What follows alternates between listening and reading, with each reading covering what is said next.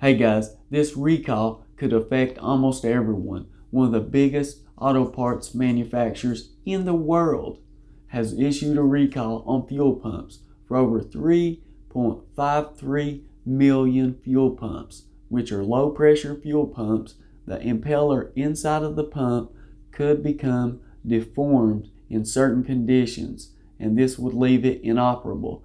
Guys, you do not want the fuel pump going down on you while you're on the highway. You can imagine the catastrophe that could come from this. Now, unfortunately, as far as the recall goes for the fuel pump, this was from 2013 to 2020. So you can imagine.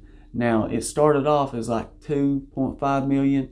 Then they went ahead and added another million to it. And I'm sure it's not going to stop there. They supply fuel pumps for Toyotas, Honda, Mitsubishi, Ford, and many other companies. Not to mention aftermarket parts. Guys, what about all the people that haven't logged in their names when buying fuel pumps and other parts? This is why you need to give your information when you are buying parts, guys, because it could save you a lot of time, headache, and hassle in the future, or something you may never even realize.